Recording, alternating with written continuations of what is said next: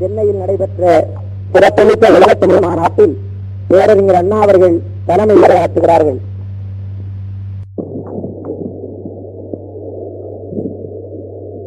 மதிப்புமிக்க இந்திய குடியரசுத் தலைவர் அவர்களே, தமிழகத்தினுடைய ஆளுநர் அவர்களே, அமைச்சர் குடும்பத்தினரே, முன்னாள் முதலமைச்சர் சத்திரத்திலார் அவர்களே, அகில இந்திய காங்கிரஸ் தலைவர் காமராஜர் அவர்களே, பெரியவர்களே, தாய்மார்களே, நண்பர்களே, இந்த மாநாட்டினுடைய தலைமை உரை என்ற முறையில் வழக்கமான மாநாடுகளிலே பேசப்படுவதைப் போல் நீண்டதோர் தலைமை உரை இருக்கும் என்று நீங்கள் யாரும் விவரமறிந்தவர்கள் கருத மாட்டீர்கள் என்று நம்புகிறேன். ஏனென்றால் அந்த மாநாடு நாளைய தினம் முதற்கொண்டுதான் இங்கே நடத்தப்பட இருக்கிறது. உலகத்திலே பல்வேறு நாடுகளில் தமிழ் மொழி ஆராய்ச்சியிலே வல்லவர்களும் தமிழ் வரலாற்று நுணுக்கங்களை அறிந்திருக்கின்றவர்களான பெருமக்கள், பல்கலைக்கழகங்களிலே பணியாற்றுகின்ற பேராசிரியர்கள் நாளைய தினம் முதற்கொண்டு இங்கு அவர்கள் கருத்தரங்கத்தை நடத்தி அந்த கருத்தரங்கத்தின் வாயிலாக நம்முடைய தமிழ் மொழியினுடைய நுணுக்கங்களையும் அறுவடை சேவைகளையும் தமிழ் மொழிக்கும் உலகத்தில் உள்ள 10 மொழிகளுக்கு உள்ள திறமைகளை பற்றியும் பிற மொழிகளுக்கெல்லாம் தமிழ் மொழி தன்னுடைய திறனை தந்திருப்பதற்கான ஆதாரங்களை பற்றியும் கருத்தரங்கத்திலே விவாதிக்க இருக்கின்றார்கள். அவர்கள் எடுத்துச் செல்ல இருக்கின்ற நற்கருத்துக்கள் நமக்கு பல காலமும் பயனளிக்கத்தக்கதாகும். அந்த தமிழ் மொழியினுடைய இயக்கத்திற்கும் வாழ்வுக்கும் வளத்துக்கும் வழிகோடுகளாக அமையும் என்பதில் எல்லளவும் ஐயப்பாடு இல்லை. அவர்கள் சென்னை பெருநகரத்திலே கூடி அந்த கருத்தரங்கத்தை நடத்துவதற்கு நம்முடைய குடியரசுத் தலைவர் அவர்கள் துவக்கமாக நடத்தி கொடுப்பதற்கு நாம் அனைவரும் குடியரசுத் தலைவர் அவர்களுக்கு பெரிதும் கடமைப்பட்டிருக்கின்றோம். இந்தியாவில் மிகுந்த பண்பாளர் என்று எல்லோராலும் ஒப்புக்கொள்ளப்படுபவரை எல்லோருடைய மனப்பான்மையையும் நல்ல முறையிலே பெருகி ஆராய்ந்து ஒரு சமநிலையான மனப்பான்மை நாட்டிலே வளர வேண்டும் என்பதில் மிகுந்த அக்கறை கொண்டவரும் கற்றறிவாளரும் புத்தகரும் கலைத்துறையிலே வல்லவரும் தேசிய விடுதலை போராட்ட துறையில் தலைத்துறையிலே பணியிடத்தை பெற்றவரும் பல்கலைக்கழகத்திலே துணைவேந்தராக இருந்தவரும் கல்வித்துறையிலே புதுமையை புகுத்தியவரும் இன்று குடியரசுத் தலைவராகவும் இருக்கின்ற நம்முடைய பெருமதிப்புக்குரிய ஜாகிர் அவர்கள் இந்த மாநாட்டிலே பேசிக் கொடுப்பது இல்லவர்களுக்கெல்லாம் பெருமிதத்தை பெறுகின்ற செயலாகும். அவர்களால் அணுகி இந்த மாநாட்டிற்கு அவர்கள் வர வேண்டும் என்று கேட்ட நேரத்தில் நாம் தமிழ் மொழியினுடைய ஆராய்ச்சியில் அதிகமாக ஈடுபாடு கொண்டவர் அல்ல, அப்படி இருக்கின்ற என்னை இதற்கு அழைக்கின்றீர்களே ஏதென்று என்னை கேட்டார்கள்.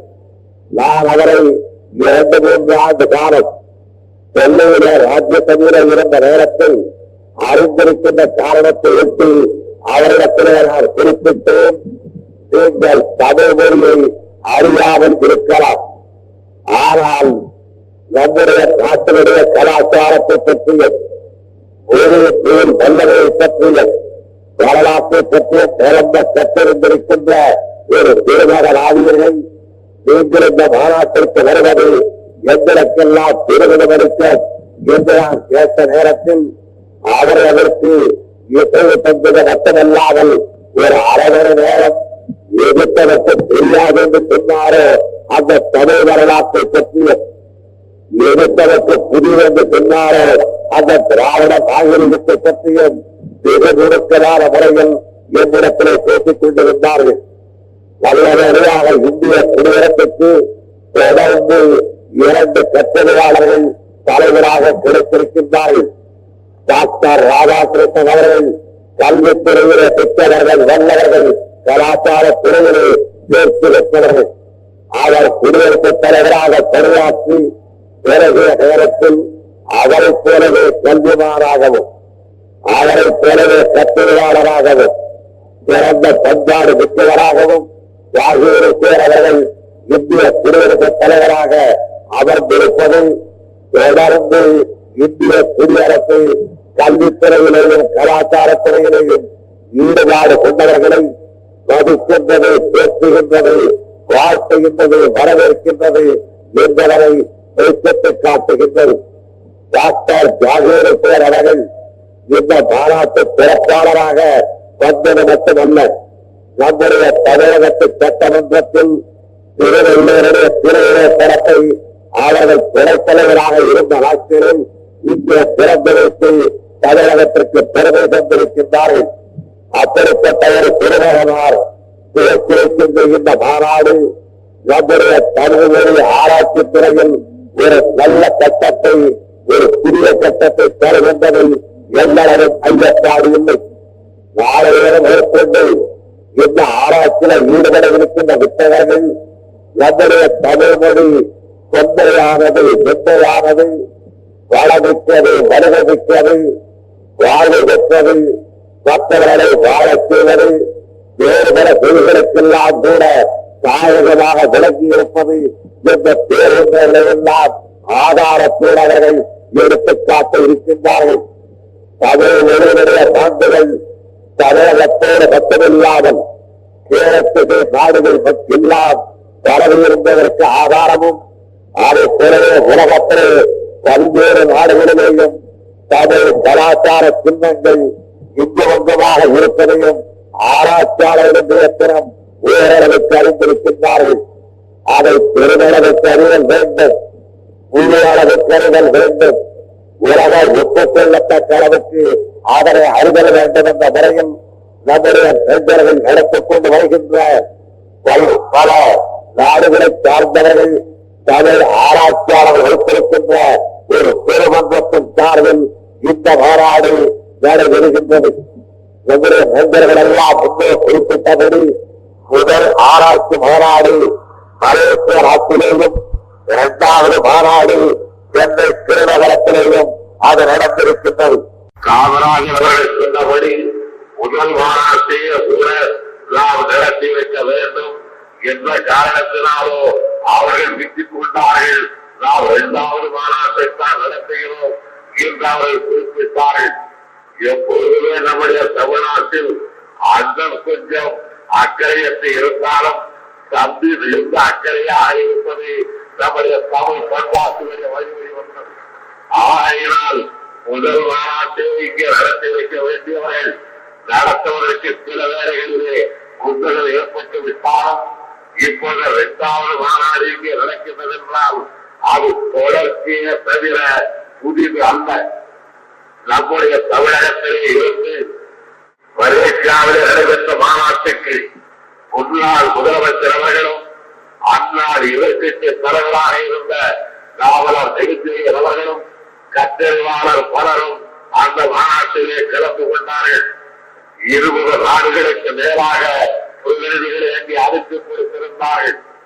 இன்று இங்கே நடக்கின்ற இந்த மாநாட்டிற்கு 30 நாடுகளுக்கு மேலே பக்கத்தில் உள்ள மலேசியா, சிங்கப்பூர் மட்டுமல்ல, அதை பெற்றுக் கொண்டிருக்கின்ற தாய்லாந்து, இந்தோனேசியா மட்டுமல்ல, நெடுந்தொலைவிலே உள்ள ரஷ்ய நாட்டிலே இருந்து, செக்கோஸ்லோவேக்கியா நாட்டிலே இருந்து, போலந்திலே இருந்து, ஆஸ்திரியாவிலே இருந்து, ஹங்கேரியிலே இருந்து, இங்கிலாந்திலே இருந்து, அமெரிக்காவிலே இருந்து, தைவானிலே இருந்து, இன்னும் பல்வேறு நாடுகளிலே இருந்து ஆராய்ச்சியாளர்கள் இங்கே கூடியிருக்கின்றார்கள். இத்தனை நாடுகளுக்கு அறிமுகமாக இருக்கின்ற நம்முடைய தமிழ் மொழி இந்தியாவுக்குள்ளேயே இன்னும் பல பகுதிகளில் அதை இடம்பெற முடியாமல் இருப்பது என்று வருத்தத்தக்கதாகும். தமிழ் மொழியினுடைய தொழிற்சறிவனை ரஷ்யாவில் உள்ள பேரறிவாளர்கள் பாராட்டுகின்றார்கள். தமிழ் மொழியினுடைய அறுவை செல்வையனை செக்கோஸ்லோவேக்கிய நாட்டு மக்கள் உணர்ந்து வருகின்றார்கள். இங்கிலாந்து நாட்டு பல்கலைக்கழகங்கள், அமெரிக்க நாட்டு பல்கலைக்கழகங்கள், இங்கெல்லாம் தமிழ் மொழி ஆராயப்பட்டு வருகின்றது. அப்படிப்பட்ட தமிழ் மொழிக்கு நாம் சொந்தக்காரர்கள் என்பதை எண்ணுகின்ற நேரத்தில் நாம் இன்று செல்லப்படுகிறோம். ஆனால் இன்று உள்ள நிலைமையை நாம் எதிர்பார்க்கிற போதுதான் இருக்கிற இடத்திற்கு வந்து சேருகிறோம். இருக்கிற இடத்தில் இருந்து எங்கோ மரக்கண்ணாலே பார்க்கிறோமே, அப்படிப்பட்ட ஒரு சிறு இடத்திற்கு நாம் செல்ல வேண்டும். அப்படி செல்லுகின்ற காலமும் அப்படி செல்லுகின்ற கட்டமும் எப்பொழுது தோன்றுமென்றால் தமிழர்கள் தமிழ் பண்பாட்டை உணர்ந்து, தமிழர்கள் தமிழ் வரலாற்றை அறிந்து, தமிழர்கள் தமிழ் ஆற்றலை உணர்ந்து ஒன்றுபட்டு பணியாற்றுகின்ற காலத்தில் அப்படிப்பட்ட கட்டத்திற்கு நாம் நிச்சயம் சென்று சேருவோம் என்பதில் எல்லளவும் ஐயப்பாடு இல்லை. 2000 3000 ஆண்டுகளுக்கு முன்னாலே உலகத்திலே பல நாடுகளில் மொழி ஆற்றலும் மொழி அறிவும் மொழி இலக்கணமும் பயிற்சப்படாத காலத்தில் நம்முடைய தமிழகத்தில் நத்தினை நல்ல குறுந்தொகை ஒத்த பதித்து 10 ஊக்கு பரிமாணம் 500 100 கற்றறிந்தோரை என்ற கலை அகம் புறமென இத்திரத்தை எட்டுத்தொகை என்று எட்டுத்தொகையை பெற்றிருந்தோம். பாட்டு மொழியினுடைய மொழி என்பவரை மெய்ப்பித்த காட்டுகின்ற வகையில் 10 பாட்டை பெற்றிருந்தோம். உலகத்து திருமக்கள் எல்லாம் போற்றி வரவேற்கின்ற திருக்குறளுக்கு சொந்தக்காரர் என்று பாதித்துக் கொள்ளுகின்றோம். இப்பொருள் யார் யார் வாய் கேட்பினும் அப்பொருள் மெய்ப்பொருள் காண்பதறிவு என்ற தத்துவத்தை உலகனுக்கு தரத்தக்க அளவுக்கு வாழ்ந்து உழைத்த திருக்குறளுக்கு நாம் சொந்தக்காரர்கள். அப்படிப்பட்ட நல்ல நிலைமையிலே உள்ள தமிழ் உலகத்து திருமக்களாலே ஆராயப்பட்டு இன்னும் புதிய புரிவையும் புதிய வலிவையும் அது பெறுவதற்கு இந்த மாநாடு வழிவகுக்கும் என்பதில் எல்லாரும் அறியப்பாடு இல்லை. அதில் ஒரு நல்லவர் பண்பாடு மிக்கவர் இந்திய குடியரசுத் தலைவர் ஜாகீர் உசேன் அவர்கள் இதனை துவக்கி வைத்திருப்பதிலே இருந்து இந்த மாநாடு சீரோடும் சிறப்போடும் நடைபெற்று தமிழர்களுக்கு மொழித்துறையிலே நல்ல கருவூலம் கிடைக்கப்படுகின்ற நல்ல நம்பிக்கையோடு லட்சக்கணக்கான மக்கள் வந்திருக்கிற மக்கள் மட்டுமல்லாமல் வர இயலாமல் இருக்கின்ற மக்களும் இந்த மாநாட்டினுடைய ஆய்வுரைகளை ஆர்வலோடு எதிர்பார்த்துக் கொண்டிருக்கின்றார்கள். இந்த மாநாடு ஆய்வாளர்கள் கருத்தரங்கத்தை நடத்திக் கொண்டிருக்கின்ற நேரத்தில் தமிழகத்தின் பல்வேறு பக்கங்களிலே இருந்து இங்கே குழுமை இருக்கின்ற பல்லாயிரக்கணக்கான மக்களுக்கு தீவு திறனிலே இது போன்ற ஒரு மாநாட்டை கூட்டி தமிழ் பேரறிஞர்கள் விரிவுரைகளை தரவும், தமிழ் கவிஞர்கள் கவியரங்கத்தை நடத்தவும், தமிழ் கலைஞர்கள் நாடகரங்கத்தை நடத்தவும், தமிழ் இசைவாணர்கள் இசை விருது அளிக்கவும் ஆகிய ஏற்பாடுகள் எல்லாம் செம்மையான முறையில் நடைபெற்றிருக்கின்றன. தொடர்ந்து 10 நாட்களுக்கும் இப்படிப்பட்ட தமிழ் விரும்பு தமிழகத்திற்கு கிடைக்கின்றது. கிடைப்பதன் மூலமாக புதிய உற்சாகத்தையும் புதிய நம்பிக்கையையும் புதிய உறுதியையும் தமிழக மக்கள் பெறுவார்கள் என்பதிலே ஐயப்பாடு இல்லை.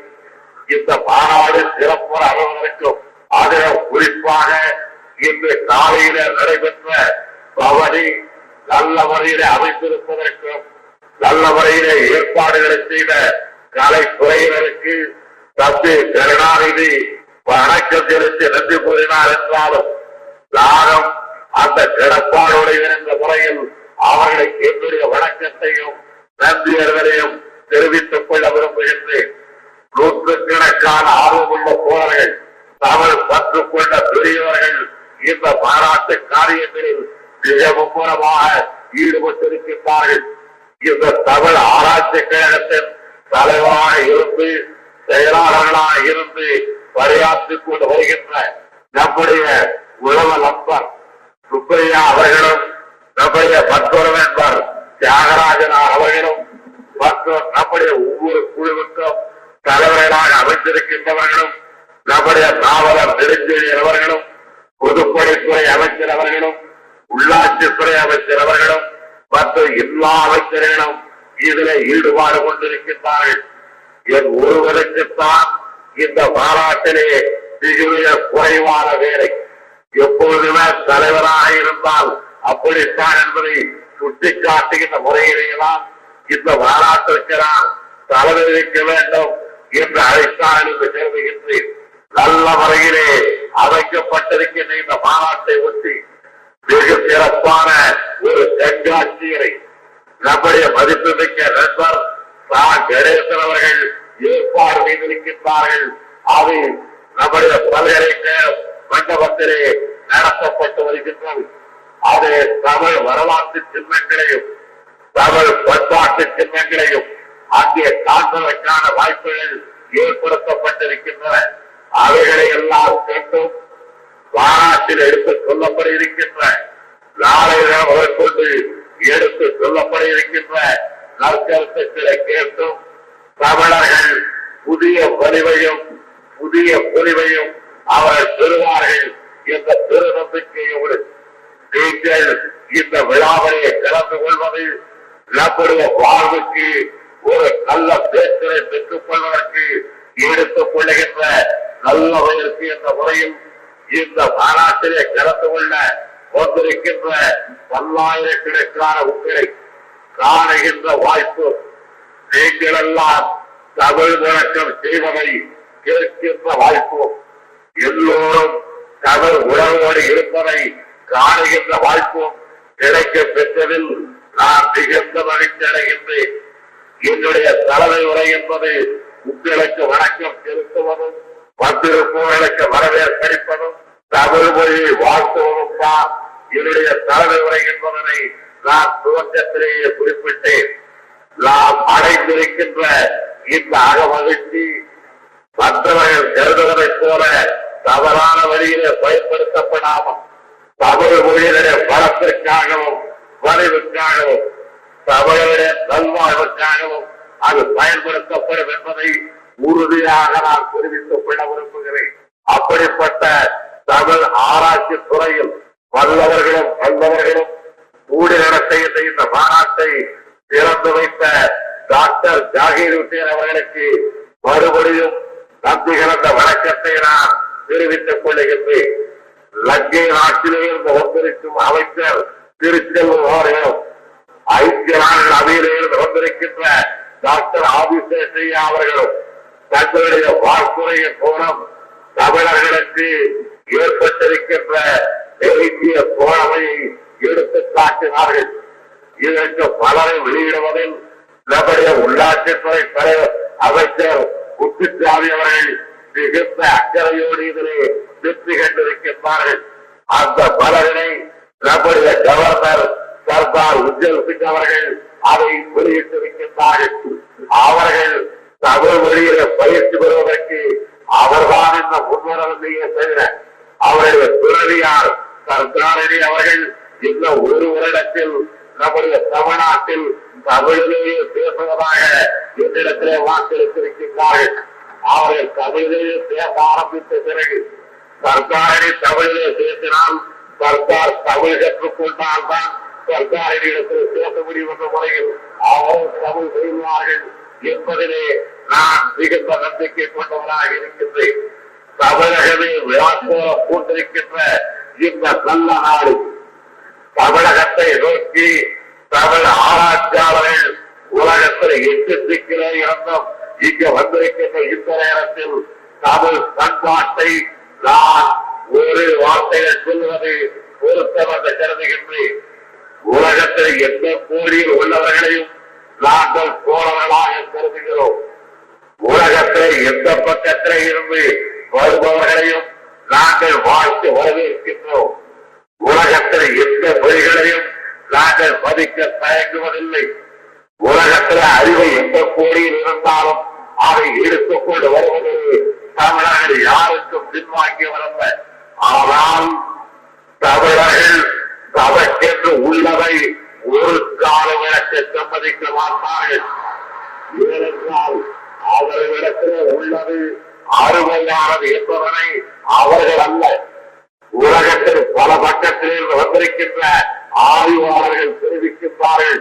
எத்தகைய அருமையான மொழி உங்கள் தமிழ் மொழி என்பதனை நாட்டிலே இருந்து வந்து தெரிவிக்கின்ற பொழுது, இங்கிலாந்து நாட்டிலே இருந்து வந்து எடுத்து கூறுகின்ற பொழுது, அமெரிக்க நாட்டிலே இருந்து வந்து கூறுகின்ற நேரத்தில் அந்த மொழிக்கு பிறந்தவர்களாக, அந்த மொழிக்கு சொந்தக்காராக உள்ள தமிழ் பெருங்குடி மக்கள் அந்த மொழியிடத்திலே பற்று கொள்ளாமல் இருப்பார்கள் என்றோ, அல்லது அந்த மொழிக்கு எந்த கட்டத்திலாகிறோம், எந்த நோக்கத்தோடாகிறோம், எப்படிப்பட்டவராகிறோம் அதற்கு தகுந்த இடமும் தனி மரியாதையும் உரிய உரிமையும் தரப்படாவிட்டால் தமிழகம் பொறுத்துக் கொள்ளாது என்பதையும் நாம் எடுத்துக்காட்ட கடமைப்பட்டிருக்கின்றோம். ஆழ்கடல் ஒத்தரித்துக் கொண்டிருக்கின்றது. ஆறாளரை நல்ல நாவாயும் மூலமாக கடத்தல் முடியும்.